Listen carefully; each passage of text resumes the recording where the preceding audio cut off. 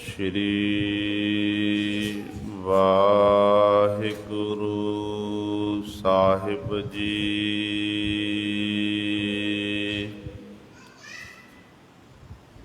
ਇੱਕ ਓੰਕਾਰ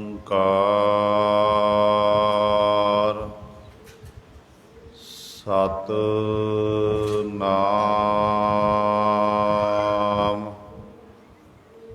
ਕਰਤਾ ਪੁਰਖ ਨਿਰਭਉ ਨਿਰਵੈਰ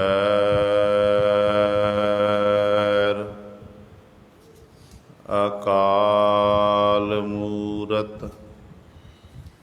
ਅਜੂਨੀ ਸੈਭੰ ਗੁਰ ਪ੍ਰਸਾਦਿ। ਤੇਰੇ ਕਵਨ ਕਵਨ ਗੁਣ ਕਹਿ ਕਹਿ ਗਾਵਾਂ, ਤੂੰ ਸਾਹਿਬ ਗੁਣੀ ਨਿਧਾਨਾ। ਤੁਮਰੀ ਮਹਿਮਾ ਵਰਨ ਨ ਸਾਕੋ, ਤੂੰ ਠਾਕੁਰ ਊਚ ਭਗਵਾਨਾ। ਡੰਡੌਤ ਬੰਦਨ ਅਨਕ ਬਾਰ, ਸਰਬ ਕਲਾ ਸਮਰੱਥ। ਡੋਲਨ ਤੇ ਰਾਖੋ ਪ੍ਰਭੂ, ਨਾਨਕ ਦੇ ਕਰ ਹੱਥ। ਬਾਣੀ ਗੁਰੂ ਗੁਰੂ ਹੈ ਬਾਣੀ, ਵਿੱਚ ਬਾਣੀ ਅੰਮ੍ਰਿਤ ਸਾਰੇ। ਗੁਰ ਬਾਣੀ ਕਹੈ ਸੇਵਕ ਜਨ ਮਾਨੈ, ਪਰਤਖ ਗੁਰੂ ਨਿਸਤਾਰੇ। ਸੋ ਕਹੋ ਟਲ ਗੁਰ ਸੇਵੀਐ, ਅਹਨਿਸ ਸਹਿਜ ਸੁਭਾਏ। ਦਰਸ਼ਨ ਪਰਸੈ ਗੁਰੂ ਕੈ, ਜਨਮ ਮਰਨ ਦੁਖ ਜਾਏ। ਹੋਵੈ ਸਿਫਤ ਖਸਾਮਦੀ, ਨੂਰ ਅਰਸੋ ਕੁਰਸੋ ਝਟੀਐ। ਤੁਧ ਡਿਠੇ ਸੱਚੇ ਪਾਤਸ਼ਾਹ, ਵੱਲ ਜਨਮ ਜਨਮ ਦੀ ਕੱਟੀਐ। ਸੱਜਣ ਸੱਚਾ ਪਾਤਸ਼ਾਹ, ਸਿਰ ਸਾਹਾਂਦੈ ਸਾਹੋ। ਜਿਸ ਪਾਸ ਬੈਠਿਆ ਸੋਹੀਐ, ਸਭਨਾ ਦਾ ਬੇਸਾਹੋ। ਸਤਿਨਾਮ ਸ਼੍ਰੀ ਵਾਹਿਗੁਰੂ ਸਾਹਿਬ ਜੀ। ਸੱਚਾ ਮਹਿਲ ਸੱਚੇ ਭੰਡਾਰਾ, ਆਪੇ ਦੇਵੈ ਦੇਵਨਹਾਰਾ। ਗੁਰਮੁਖ ਸਾਲਾਹੇ ਸੁਖ ਦਾਤੇ, ਮਨ ਮੇਲੇ ਕੀਮਤ ਪਾਏਂਦਾ। ਸੱਚਾ ਮਹਿਲ ਸੱਚੇ ਭੰਡਾਰਾ, ਆਪੇ ਦੇਵੈ ਦੇਵਨਹਾਰਾ। ਗੁਰਮੁਖ ਸਾਲਾਹੇ ਸੁਖ ਦਾਤੇ, ਮਨ ਮੇਲੇ ਕੀਮਤ ਪਾਏਂਦਾ। ਕਾਇਆ ਵਿੱਚ ਬਸਤ ਕੀਮਤ ਨਹੀਂ ਪਾਈ। ਗੁਰਮੁਖ ਆਪੇ ਦੇ ਵਡਿਆਈ। ਜਿਸ ਦਾ ਹਟ ਸੋਈ ਵਥ ਜਾਣੈ। ਗੁਰਮੁਖ ਦੇ ਨਾ ਪਛੁਤਾਏਂਦਾ।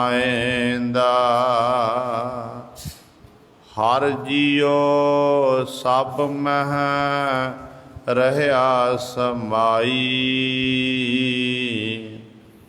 ਗੁਰ ਪ੍ਰਸਾਦੀ ਪਾਇਆ ਜਾਈ। ਆਪੇ ਮੇਲ ਮਿਲਾਏ ਆਪੇ। ਸਭ ਦੇ ਸਹਿਜ ਸਮਾਏਂਦਾ। ਆਪੇ ਸੱਚਾ ਸ਼ਬਦ ਮਿਲਾਏ। ਸਭ ਦੇ ਵਿੱਚ ਹੋ ਭਰਮ ਚੁਕਾਏ।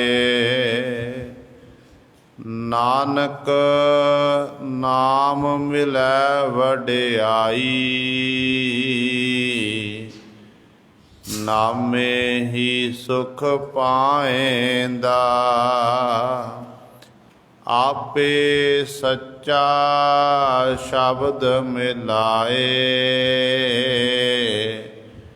ਸ਼ਬਦ ਦੇ ਵਿੱਚ ਹੋ ਭਰਮ ਚੁਕਾਏ।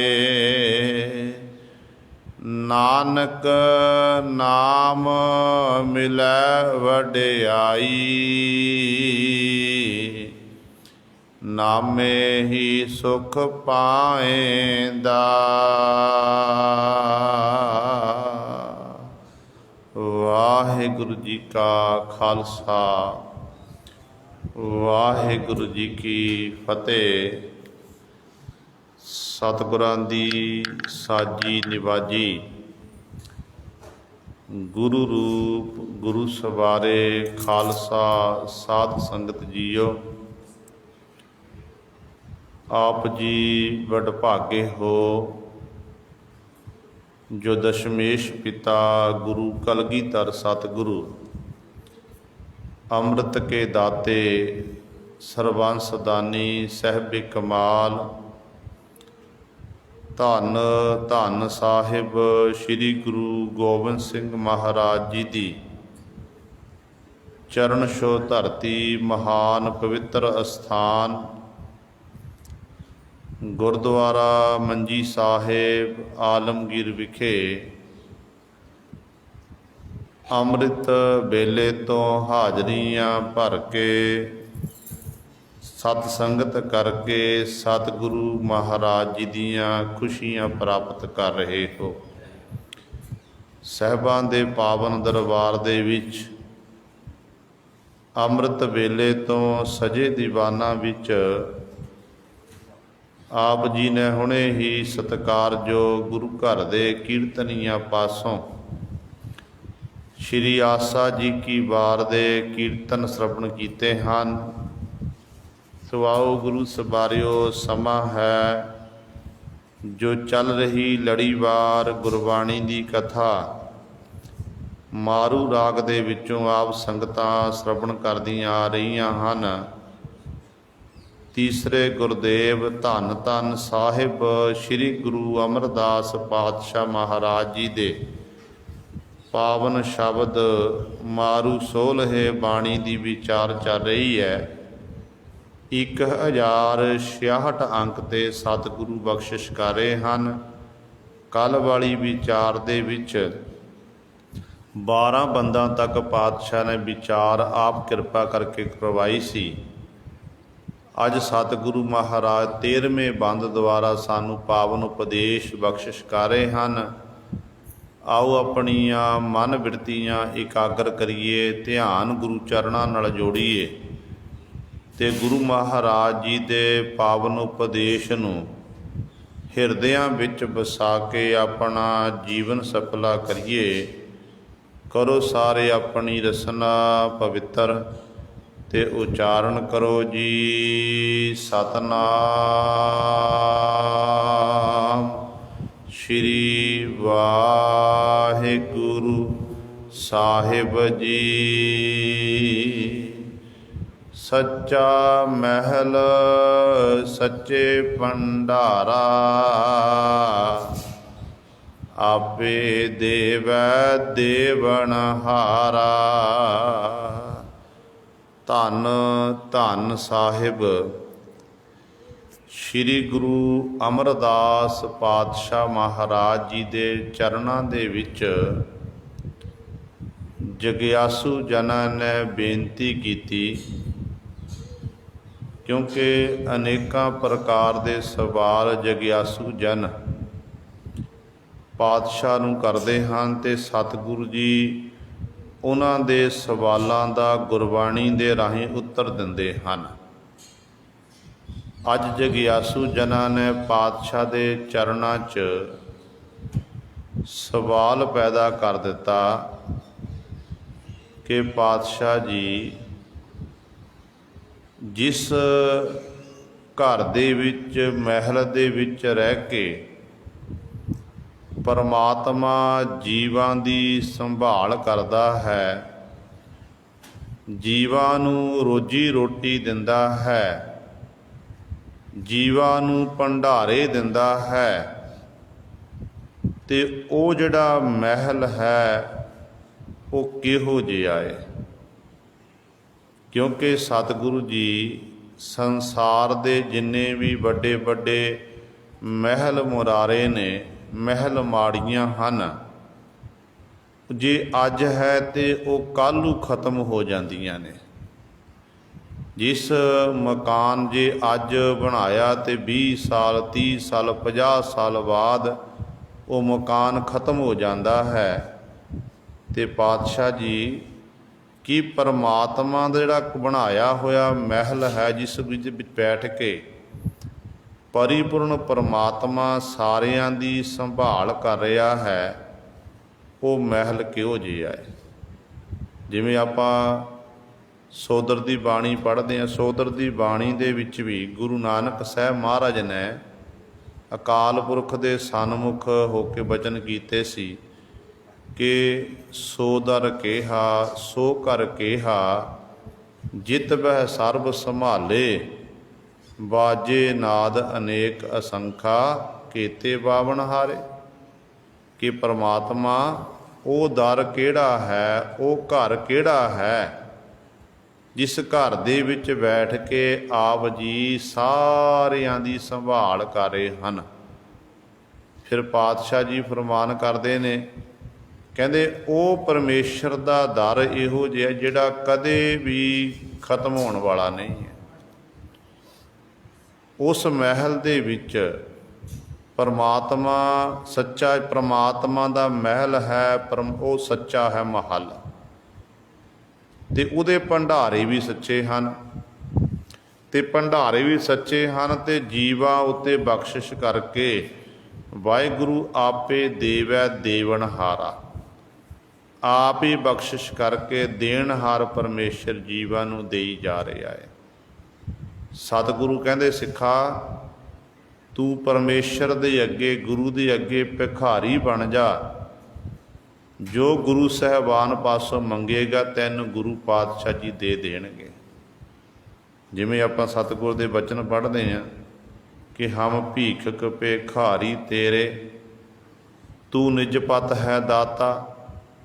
ਇਸੇ ਪ੍ਰਕਾਰ ਪਾਤਸ਼ਾਹ ਜੀ ਬਚਨ ਕਰਦੇ ਨੇ, ਕਹਿੰਦੇ ਨੇ, ਜਾਚਕ ਮੰਗੈ ਦਾਨ ਦੇ ਪਿਆਰਿਆ, ਦੇਵਨਹਾਰ ਦਾ ਤਾਰ ਮੈਂ ਨਿਤ ਚਿਤਾਰਿਆ, ਨਿਖੁੱਟ ਨ ਜਾਈ ਮੂਲ ਅਤੁਲ ਭੰਡਾਰਿਆ, ਨਾਨਕ ਸ਼ਬਦ ਅਪਾਰ ਤਿਨ ਸਭ ਕੇ ਸਾਰਿਆ। ਇੱਕ ਦਾਨੀ ਸੱਜਣ ਜਿਹਦੇ ਭੰਡਾਰੇ ਭਰੇ ਹੋਣ, ਉਹ ਭੰਡਾਰਿਆਂ ਨੂੰ ਵੰਡਦਾ ਜਾਵੇ ਤੇ ਗੁਰੂ ਸਵਾਰੇ ਇੱਕ ਦਿਨ ਉਹ ਭੰਡਾਰੇ ਜਿਹੜੇ ਭਰੇ ਹੋਏ ਖਾਲੀ ਹੋ ਜਾਂਦੇ ਨੇ, ਮੁੱਕ ਜਾਂਦੇ ਨੇ।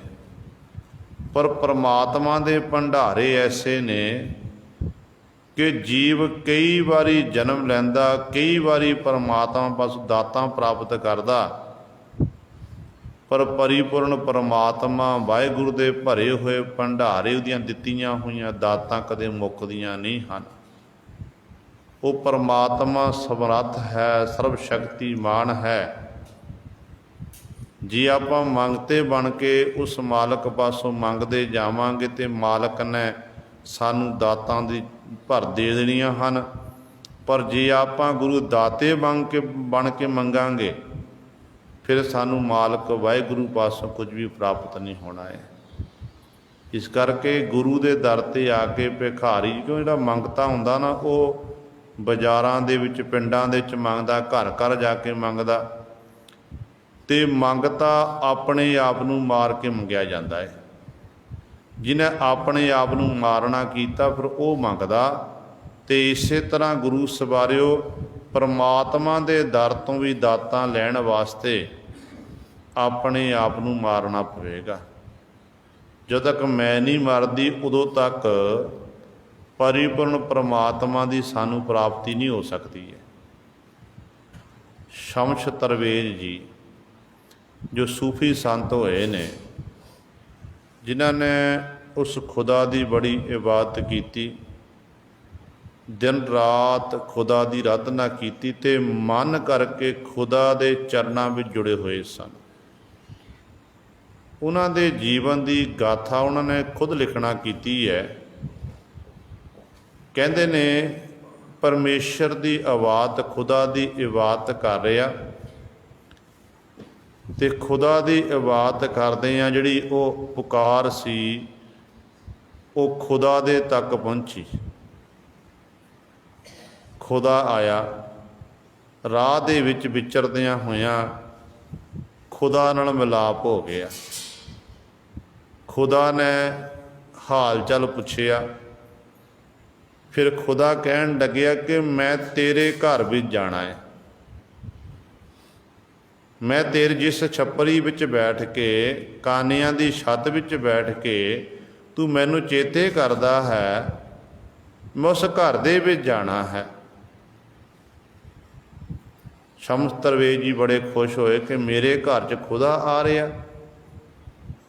ਕਹਿੰਦੇ ਜਦੋਂ ਖੁਦਾ ਨਾਲ ਗੱਲਾਂ ਬਾਤਾਂ ਮਾਰਦਿਆਂ ਹੋਇਆਂ ਉਹ ਲਿਖਦੇ ਨੇ, ਕਹਿੰਦੇ ਮੈਂ ਆਪਣੇ ਘਰ ਵੱਲ ਨੂੰ ਆ ਰਿਹਾ। ਜਦੋਂ ਘਰ ਦੇ ਕੋਲ ਪਹੁੰਚਿਆ ਤੇ ਖੁਦਾ ਰੁਕ ਗਿਆ। ਬਿਲਕੁਲ ਘਰ ਦੇ ਕੋਲ ਦਰਵਾਜ਼ੇ ਕੋਲ ਆ ਕੇ ਖੁਦਾ ਰੁਕ ਗਿਆ। ਤੇ ਮੈਂ ਪੁੱਛਿਆ ਕਿ ਖੁਦਾ ਜੀ, ਆਪ ਜੀ ਕਿਉਂ ਰੁਕੇ ਹੋ? ਮੇਰਾ ਘਰ ਨੇੜੇ ਆਇਆ, ਪਹਿਲਾਂ ਤੁਸੀਂ ਮੇਰੇ ਨਾਲ ਚੱਲ ਕੇ ਆਏ ਹੋ, ਹੁਣ ਜਦੋਂ ਘਰ ਦੇ ਬਿਲਕੁਲ ਨੇੜੇ ਆ ਗਏ ਹੋ, ਹੁਣ ਆਪ ਜੀ ਇੱਥੇ ਰੁਕੇ ਹਨ, ਕਾਰਨ ਕੀ ਹੈ? ਖੁਦਾ ਕਹਿਣ ਲੱਗਿਆ ਕਿ ਐ ਫਕੀਰ, ਪਹਿਲਾਂ ਤੂੰ ਆਪਣੇ ਘਰ ਦੇ ਅੰਦਰ ਜਾ ਕੇ ਦੇਖਣਾ ਕਰ, ਇਹ ਘਰ ਦੇ ਵਿੱਚ ਸਫਾਈ ਹੈ। ਜਿਸ ਥਾਂ 'ਤੇ ਜਾ ਕੇ ਮੈਂ ਬੈਠਣਾ ਹੈ ਉਹ ਥਾਂ ਚੰਗੀ ਤਰ੍ਹਾਂ ਸਾਫ਼ ਕੀਤਾ ਹੋਇਆ ਹੈ। ਉਸ ਘਰ ਦੇ ਵਿੱਚ ਕੋਈ ਹੋਰ ਤਾਂ ਨਹੀਂ ਬੈਠਾ ਹੋਇਆ।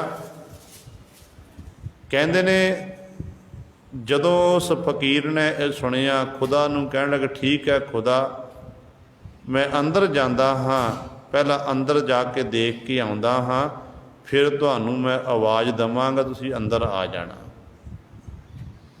ਜਦੋਂ ਕਹਿੰਦੇ ਇਹ ਅੰਦਰ ਗਿਆ, ਕੀ ਦੇਖਦਾ? ਜਿਸ ਸਿੰਘਾਸਣ 'ਤੇ, ਜਿਸ ਥਾਂ 'ਤੇ ਖੁਦਾ ਨੂੰ ਬਿਠਾਣਾ ਸੀ, ਉੱਥੇ ਅਹੰਕਾਰ ਬੈਠਾ ਹੋਇਆ ਹੈ। ਉੱਥੇ ਅਹੰਕਾਰ ਨੇ ਡੇਰਾ ਲਾਇਆ ਹੋਇਆ। ਤੇ ਕਹਿੰਦੇ ਉਸ ਸਮੇਂ ਅਹੰਕਾਰ ਨੂੰ ਆਖਣ ਲੱਗੇ ਕਿ ਇਹ ਅਹੰਕਾਰ, ਤੂੰ ਬਾਹਰ ਜਾਣਾ ਕਰ, ਇੱਥੇ ਮੇਰੇ ਖੁਦਾ ਨੇ ਆ ਕੇ ਬੈਠਣਾ ਹੈ। ਕਹਿੰਦੇ ਨੇ ਅਹੰਕਾਰ ਨਾਲ ਝਗੜਾ ਹੋਇਆ। ਉਹ ਕਹਿਣ ਲੱਗਿਆ, ਖੁਦਾ ਤੇਰਾ ਹੁਣ ਆਇਆ, ਮੈਂ ਪਹਿਲਾਂ ਦਾ ਬੈਠਾ ਹੋਇਆ। ਕਹਿੰਦਾ ਜਿਵੇਂ ਕਿਵੇਂ ਕਰਕੇ ਅਹੰਕਾਰ ਨੂੰ ਦੂਰ ਕੀਤਾ, ਅਹੰਕਾਰ ਬਾਹਰ ਕੱਢਿਆ, ਤੇ ਐਨੇ ਚਿਰ ਨੂੰ ਕਾਮ ਆ ਕੇ ਬੈਠ ਗਿਆ ਉਸੇ ਥਾਂ 'ਤੇ। ਕਾਮ ਬੈਠਿਆ, ਫਿਰ ਮੈਂ ਕਾਮ ਨੂੰ ਆਖਣਾ ਕੀਤਾ ਕਿ ਇਹ ਕਾਮ, ਤੂੰ ਇੱਥੋਂ ਬਾਹਰ ਜਾਣਾ ਕਰ, ਇਹ ਥਾਂ ਤੇਰੇ ਬੈਠਣ ਵਾਲੀ ਨਹੀਂ, ਇਹ ਥਾਂ ਖੁਦਾ ਦੇ ਬੈਠਣ ਵਾਲੀ ਹੈ। ਕਹਿੰਦੇ ਜਦੋਂ ਹੌਲੀ ਹੌਲੀ ਮਿੰਨਤਾਂ ਤਰਲੇ ਕਰ ਕਾਮ ਨੂੰ ਦੂਰ ਕੀਤਾ, ਫਿਰ ਕਹਿੰਦੇ ਉੱਥੇ ਹੀ ਆ ਕੇ ਕ੍ਰੋਧ ਆ ਕੇ ਬੈਠ ਗਿਆ। ਅਤੇ ਜਦੋਂ ਕ੍ਰੋਧ ਬੈਠਿਆ ਅਤੇ ਕ੍ਰੋਧ ਨੂੰ ਸਮਝਾਉਣਾ ਕੀਤਾ ਕਿ ਇਹ ਤੇਰੀ ਥਾਂ ਨਹੀਂ ਬੈਠਣ ਦੀ, ਇਹ ਖੁਦਾ ਦਾ ਆਸਣ ਹੈ, ਇੱਥੇ ਖੁਦਾ ਨੇ ਆਸਣ ਲਾਉਣਾ ਹੈ। ਅਤੇ ਕਹਿੰਦੇ ਇਸ ਤਰ੍ਹਾਂ ਇਹ ਖੁਦਾ ਜੋ ਇੰਨੇ ਚਿਰ ਨੂੰ ਕਹਿੰਦੇ ਇਸ ਤਰ੍ਹਾਂ ਕ੍ਰੋਧ ਨੂੰ ਰੋਕਿਆ, ਕਾਮ ਕ੍ਰੋਧ ਲੋਭ, ਫਿਰ ਕਹਿੰਦੇ ਅੰਦਰ ਲੋਭ ਬੈਠ ਗਿਆ ਉਸ ਥਾਂ 'ਤੇ, ਲੋਭ ਬੈਠ ਗਿਆ, ਮੋਹ, ਫਿਰ ਮੋਹ ਇਸ ਤਰ੍ਹਾਂ ਬੈਠ ਗਿਆ। ਇਹ ਪੰਜੇ ਬੈਠੇ ਹੋਏ ਨੇ, ਮੈਂ ਪੰਜਾਂ ਨੂੰ ਕਹਿੰਦੇ ਬਾਹਰ ਕੱਢਣ ਦੀ ਕੋਸ਼ਿਸ਼ ਕਰ ਰਿਹਾ ਸੀ, ਪੰਜਾਂ ਨਾਲ ਮੇਰਾ ਝਗੜਾ ਚੱਲ ਪਿਆ, ਪੰਜਾਂ ਨਾਲ ਝਗੜਾ ਚੱਲ ਰਿਹਾ ਸੀ ਅਤੇ ਪੰਜੇ ਜਾਣ ਲਈ ਤਿਆਰ ਨਹੀਂ ਹੋਏ। ਕਹਿਣ ਲੱਗੇ ਨਹੀਂ, ਖੁਦਾ ਹੁਣ ਆਇਆ, ਅਸੀਂ ਪਹਿਲਾਂ ਦੇ ਬੈਠੇ ਹੋਏ ਹਾਂ, ਇਹ ਸਾਡੇ ਬੈਠਣ ਦੀ ਥਾਂ ਹੈ, ਖੁਦਾ ਦੀ ਥਾਂ ਨਹੀਂ। ਕਹਿੰਦੇ ਝਗੜਾ ਚੱਲ ਰਿਹਾ ਸੀ ਐਨੇ ਚਿਰ ਨੂੰ, ਜਿਵੇਂ ਕਿ ਜਦੋਂ ਮੈਂ ਕੋਸ਼ਿਸ਼ ਕੀਤੀ ਨੂੰ ਬਾਹਰ ਕੱਢਣ ਦੀ, ਅਤੇ ਐਨੇ ਚਿਰ ਨੂੰ ਖੁਦਾ ਬਾਹਰ ਖੜ੍ਹਾ ਹੋਇਆ ਉਡੀਕ ਕਰਦਾ ਰਿਹਾ। ਉਡੀਕ ਕਰਨ ਉਪਰੰਤ ਉਹ ਵਾਪਸ ਚਲਿਆ ਗਿਆ ਅਤੇ ਮੈਂ ਉੱਥੇ ਦਾ ਉੱਥੇ ਹੀ ਖਲੋਤਾ ਹੋਇਆ ਹਾਂ। ਸੋ ਕਹਿਣ ਦਾ ਭਾਵ ਹੈ ਗੁਰੂ ਸਵਾਰਿਓ, ਪਰਮੇਸ਼ਰ ਨੇ ਜਿਹੜਾ ਸਾਡਾ ਅੰਤःਕਰਣ ਹੈ, ਅੰਤःਕਰਣ ਦੇ ਵਿੱਚ ਹੀ ਉਸ ਵਾਹਿਗੁਰੂ ਦਾ ਵਾਸਾ ਹੈ, ਅਤੇ ਅੰਤःਕਰਣ ਦੇ ਵਿੱਚ ਹੀ ਜਿਹੜੇ ਇਹ ਸਾਡੇ ਪੰਜ ਵਿਸ਼ੇ ਨੇ, ਪੰਜ ਵਿਕਾਰ ਹਨ, ਇਹ ਸਾਡੇ ਉੱਤੇ ਹਾਵੀ ਹੋ ਕੇ ਉਸ ਥਾਂ 'ਤੇ ਜਿਹੜਾ ਥਾਂ ਮੱਲੀ ਹੋਈ ਹੈ। ਜਦੋਂ ਤੱਕ ਉਹ ਥਾਂ ਖਾਲੀ ਨਹੀਂ ਹੁੰਦੀ, ਬਿਲਕੁਲ ਸਾਫ਼ ਨਹੀਂ ਹੁੰਦੀ, ਅਤੇ ਉਦੋਂ ਤੱਕ ਜਿਹੜਾ ਪਰਿਪੂਰਨ ਪਰਮਾਤਮਾ, ਜਿਹਨੂੰ ਖੁਦਾ ਕਹਿ ਦਿੰਦੇ, ਅੱਲਾਹ ਕਹਿ ਦਿੰਦੇ ਹਾਂ, ਰਾਮ ਰਹੀਮ ਕਰੀਮ ਇਤਿਆਦਿ ਕਹਿ ਦਿੰਦੇ ਨੇ, ਇਹ ਸਾਰੇ ਪਰਮਾਤਮਾ ਦੇ ਨਾਮ ਨੇ, ਉਹ ਪਰਿਪੂਰਨ ਪਰਮਾਤਮਾ ਸਾਨੂੰ ਬੈਠਾ ਉਸ ਥਾਂ 'ਤੇ ਦਿਖਾਈ ਨਹੀਂ ਦੇਵੇਗਾ। ਸੋ ਸਤਿਗੁਰੂ ਕਹਿੰਦੇ ਨੇ ਪਰਮਾਤਮਾ ਜਿਹੜਾ ਹੈ, ਉਸ ਮਾਲਕ ਦਾ ਜਿਹੜਾ ਮਹਿਲ ਹੈ ਉਹ ਸੱਚਾ ਹੈ, ਉਹਦੇ ਭੰਡਾਰੇ ਸੱਚੇ ਹਨ, ਸੱਚੇ ਭੰਡਾਰੇ ਹਨ, ਅਤੇ ਦੇਣਹਾਰ ਪਰਮੇਸ਼ਰ ਵਾਹਿਗੁਰੂ ਆਪ ਜਿਨ੍ਹਾਂ ਉੱਤੇ ਉਹ ਮਾਲਕ ਬਖਸ਼ਿਸ਼ ਕਰਦਾ ਨਾ, ਅਤੇ ਉਹਨਾਂ ਦੇ ਅੰਦਰੋਂ ਫਿਰ ਬੁਰਾਈ ਨੂੰ ਖਤਮ ਕਰ ਦਿੰਦਾ। ਇਹ ਪੰਜਾਂ ਉੱਤੇ ਉਹ ਕੰਟਰੋਲ ਕਰ ਲੈਂਦੇ ਹਨ, ਉਹਨਾਂ ਨੂੰ ਫਿਰ ਆਪਣੇ ਦਰੋਂ ਨਾਮ ਦੀਆਂ ਦਾਤਾਂ ਦਿੰਦਾ, ਉਹਨਾਂ ਦੇ ਭੰਡਾਰੇ ਗੁਰੂ ਸਵਾਰੇ ਫਿਰ ਭਰ ਜਾਂਦੇ ਨੇ, ਅਤੇ ਉਹਨਾਂ ਨੂੰ ਕਿਸੇ ਪ੍ਰਕਾਰ ਦੀ ਕਮੀ ਨਹੀਂ ਰਹਿੰਦੀ ਹੈ। ਗੁਰਬਾਣੀ ਦਾ ਫਰਮਾਨ ਹੈ, ਪਾਤਸ਼ਾਹ ਜੀ ਬਚਨ ਕਰਦੇ ਨੇ, ਕਹਿੰਦੇ ਪੀਓ ਦਾਦੇ ਕਾ ਖੋਲ ਡਿੱਠਾ ਖਜ਼ਾਨਾ, ਤਾਂ ਮੇਰਾ ਮਨ ਭਇਆ ਨਿਧਾਨਾ, ਖਾਵੋ ਖਰਚੋ ਰਲ ਮਿਲ ਭਾਈ, ਤੋਟ ਨਾ ਆਵੈ ਵੱਧ ਹੋ ਜਾਈ। ਇਹ ਜੋ ਖਜ਼ਾਨਾ ਹੈ, ਜਿੰਨੀ ਵੀ ਸਤਿਗੁਰ ਦੀ ਬਾਣੀ ਹੈ, ਇੱਕ ਓਅੰਕਾਰ ਤੋਂ ਲੈ ਕੇ 18 10 20 ਤੱਕ, ਇਹ ਪਿਓ ਦਾਦੇ ਦਾ ਖਜ਼ਾਨਾ ਹੈ। ਗੁਰੂ ਨਾਨਕ ਸਾਹਿਬ ਮਹਾਰਾਜ ਤੋਂ ਲੈ ਕੇ 9ਵੇਂ ਸਤਿਗੁਰੂ ਗੁਰੂ ਤੇਗ ਬਹਾਦਰ ਪਾਤਸ਼ਾਹ ਮਹਾਰਾਜ, ਪਹਿਲੇ ਪਾਤਸ਼ਾਹ, ਦੂਸਰੇ ਪਾਤਸ਼ਾਹ, ਤੀਸਰੇ ਪਾਤਸ਼ਾਹ, ਚੌਥੇ, ਪੰਜਵੇਂ, ਫਿਰ 9ਵੇਂ ਪਾਤਸ਼ਾਹ ਤੱਕ ਉਹਨਾਂ ਦੀ ਬਾਣੀ ਹੈ। ਭਗਤ ਸਾਹਿਬਾਨਾਂ ਦੀ ਬਾਣੀ ਹੈ, ਭੱਟ ਸਾਹਿਬਾਨਾਂ ਦੀ ਬਾਣੀ ਹੈ, ਗੁਰਸਿੱਖਾਂ ਦੀ ਬਾਣੀ ਹੈ। ਇਹ ਜਿੰਨੀ ਵੀ ਬਾਣੀ ਹੈ, ਇਹ ਪਿਓ ਦਾਦੇ ਦਾ ਖਜ਼ਾਨਾ ਹੈ। ਜਿਨ੍ਹਾਂ ਨੇ ਇਹ ਪਿਓ ਦਾਦੇ ਦੇ ਖਜ਼ਾਨੇ ਨੂੰ ਵਰਤਣਾ ਕੀਤਾ ਨਾ, ਵਰਤਣਾ ਕਿਵੇਂ ਹੈ? ਸਤਿਗੁਰ ਦੀ ਬਾਣੀ ਨੂੰ ਪੜ੍ਹਨਾ, ਜਿਹੜਾ ਬਾਣੀ ਨੂੰ ਵਿਚਾਰਨਾ। ਦੇਖੋ ਗੁਰੂ ਸਵਾਰੇ, ਗੁਰਬਾਣੀ ਪੜ੍ਹਨੀ ਸੌਖੀ, ਗੁਰਬਾਣੀ ਦੇ ਅਰਥ ਕਰਨੇ ਸੌਖੇ ਨੇ, ਪਰ ਗੁਰਬਾਣੀ ਦੇ ਅਨੁਸਾਰ ਆਪਣੇ ਜੀਵਨ ਨੂੰ ਬਤੀਤ ਕਰਨਾ ਬੜਾ ਔਖਾ ਏ। ਇਹ ਗੁਰੂ ਕਿਰਪਾ ਕਰ ਦੇਵੇ ਨਾ, ਜਦੋਂ ਗੁਰੂ ਦੀ ਰਹਿਮਤ ਹੋਵੇ, ਗੁਰੂ ਦੀ ਕਿਰਪਾ ਦੇ ਨਾਲ ਹੀ ਆਪਾਂ ਬਾਣੀ ਦੇ ਅਨੁਸਾਰ ਆਪਣੇ ਜੀਵਨ ਨੂੰ ਬਤੀਤ ਕਰ ਸਕਦੇ ਹਾਂ। ਅਤੇ ਸਤਿਗੁਰੂ ਮਹਾਰਾਜ ਪਰ ਬਚਨ ਕਰਦੇ, ਪਰ ਕਹਿੰਦੇ ਜਿਹਦੇ ਉੱਤੇ ਮਾਲਕ ਆਪ ਬਖਸ਼ਿਸ਼ ਕਰਦਾ ਨਾ, ਕਿਰਪਾ ਕਰਦਾ ਹੈ, ਦੇਣਹਾਰ ਪਰਮੇਸ਼ਰ ਜਿਹਨੂੰ ਦਿੰਦਾ ਹੈ, ਕਹਿੰਦੇ ਉਹੀ ਫਿਰ ਮਾਲਕ ਪਾਸੋਂ ਪ੍ਰਾਪਤ ਕਰਦਾ ਹੈ। ਗੁਰਮੁਖ ਸਾਲਾਹੇ ਸੁਖ ਦਾਤੇ, ਮਨ ਮੇਲੇ ਕੀਮਤ ਪਾਏਂਦਾ। ਜਿਹੜੇ ਗੁਰਮੁਖ ਹਨ, ਗੁਰੂ ਦੇ ਸਨਮੁਖ ਰਹਿਣ ਵਾਲੇ, ਉਹ ਸੁੱਖਾਂ ਦੇ ਦਾਤੇ ਪਰਮੇਸ਼ਰ ਨੂੰ ਦਿਨ ਰਾਤ ਸਲਾਹੁੰਦੇ ਹਨ, ਦਿਨ ਰਾਤ ਪਰਮੇਸ਼ਰ ਦੀ ਇਬਾਦਤ ਕਰਦੇ ਹਨ। ਤੇ ਜਿਹੜੇ ਦਿਨ ਰਾਤ ਪਰਮੇਸ਼ਰ ਦੀ ਇਬਾਦਤ ਕਰਦੇ ਹਨ, ਫਿਰ ਉਹਨਾਂ ਨੂੰ ਮਨ ਮਿਲੇ, ਮਨ ਕਰਕੇ ਉਹ ਪਰਮਾਤਮਾ ਨਾਲ ਮਿਲ ਜਾਂਦੇ ਹਨ, ਇੱਕਮਿਕ ਹੋ ਜਾਂਦੇ ਹਨ। ਜਿਨ੍ਹਾਂ ਦਾ ਮਨ ਮਿਲ ਗਿਆ, ਫਿਰ ਉਹ ਪਰਮਾਤਮਾ ਦੇ ਨਾਮ ਦੀ ਕੀਮਤ ਨੂੰ ਪ੍ਰਾਪਤ ਕਰ ਲੈਂਦੇ ਨੇ ਕਿ ਇਹ ਪਰਮਾਤਮਾ ਦਾ ਨਾਮ ਜਿਹੜਾ ਹੈ ਬੜਾ ਅਮੋਲਕ ਹੈ। ਇਹ ਸੋਨੇ ਚਾਂਦੀ ਦੇ ਨਾਲ ਨਹੀਂ ਖਰੀਦਿਆ ਜਾ ਸਕਦਾ, ਇਹ ਧਨ ਸੰਪਦਾ ਦੇ ਨਾਲ ਨਹੀਂ। ਦੁਨਿਆਵੀ ਜਿੰਨੇ ਵੀ ਖਜ਼ਾਨੇ ਨੇ, ਹੀਰੇ ਪੰਨੇ ਜਵਾਹਰਾਤ ਇਤਿਆਦਿਕ, ਕੁੱਲ ਦੁਨੀਆ ਦਾ ਖਜ਼ਾਨਾ ਇੱਕ ਪਾਸੇ ਇਕੱਤਰ ਕਰ ਲਈ, ਇੱਕ ਪਾਸੇ ਪਰਮਾਤਮਾ ਦਾ ਨਾਮ ਰੱਖਣਾ ਕਰੀਏ ਤੇ ਗੁਰੂ ਸਵਾਰੇ ਪਰਮਾਤਮਾ ਦੇ ਨਾਮ ਦਾ ਮੁੱਲ ਨਹੀਂ ਪਾਇਆ ਜਾ ਸਕਦਾ ਹੈ। ਇਸ ਕਰਕੇ ਗੁਰੂ ਪਾਤਸ਼ਾਹ ਕਹਿੰਦੇ ਨੇ, ਜਿਹੜੇ ਜਿਨ੍ਹਾਂ ਦਾ ਮਨ ਮਿਲ ਜਾਂਦਾ, ਉਸ ਮਾਲਕ ਨਾਲ ਸ਼ਬਦ ਨਾਲ ਜੁੜ ਜਾਂਦੇ ਨੇ, ਉਹ ਪਰਮਾਤਮਾ ਦੇ ਨਾਮ ਦੀ ਕੀਮਤ ਨੂੰ ਜਾਣ ਲੈਂਦੇ ਹਨ। ਕਾਇਆ ਵਿੱਚ ਵਸਤ ਕੀਮਤ ਨਹੀਂ ਪਾਈ, ਗੁਰਮੁਖ ਆਪੇ ਦੇ ਵਡਿਆਈ। ਗੁਰੂ ਪਾਤਸ਼ਾਹ ਜੀ ਅਗਲੀ ਪੰਕਤੀ 'ਚ ਬਖਸ਼ਿਸ਼ ਕਰਦੇ ਹਨ, ਕਾਇਆ ਵਿੱਚ ਵਸਤ। ਕਹਿੰਦੇ ਇਸ ਕਾਇਆ ਵਿੱਚ, ਸਰੀਰ ਦੇ ਵਿੱਚ ਹੀ ਪਰਮਾਤਮਾ ਨੇ ਨਾਮ ਰੂਪੀ ਵਸਤੂ ਪਾ ਦਿੱਤੀ। ਨਾਮ ਰੂਪੀ ਵਸਤੂ ਅੰਦਰ ਹੀ ਟਿਕਾਈ, ਨਾਮ ਅੰਦਰ ਟਿਕਾਇਆ ਹੋਇਆ ਏ, ਪਰ ਜੀਵ ਨੇ ਕਹਿੰਦੇ ਕੀਮਤ ਨਹੀਂ ਪਾਈ, ਉਸ ਨਾਮ ਦੀ ਕੀਮਤ ਨਹੀਂ ਪ੍ਰਾਪਤ ਕੀਤੀ, ਜਾਣ ਨਹੀਂ ਸਕਿਆ, ਉਸ ਨਾਮ ਨੂੰ ਲੱਭ ਨਹੀਂ ਸਕਿਆ। ਗੁਰਬਾਣੀ ਦੇ ਵਿੱਚ ਗੁਰੂ ਸਾਹਿਬਾਨ ਜੀ ਨੇ ਫਰਮਾਨ ਕੀਤਾ ਹੈ, ਜਦੋਂ ਆਪਾਂ ਭਗਤ ਕਬੀਰ ਸਾਹਿਬਾਨ ਜੀ ਦੇ ਬਚਨ ਪੜ੍ਹਦੇ ਹਾਂ, ਕਬੀਰ ਸਾਹਿਬਾਨ ਜੀ ਕਹਿੰਦੇ ਨੇ, ਕਿਆ ਪੜ੍ਹੀਐ ਕਿਆ ਗੁਣੀਐ, ਕਿਆ ਵੇਦ ਪੁਰਾਨਾ ਸੁਣੀਐ, ਪੜ੍ਹੇ ਸੁਨੇ ਕਿਆ ਹੋਈ, ਜੋ ਸਹਿਜ ਨ ਮਿਲਿਓ ਸੋਈ।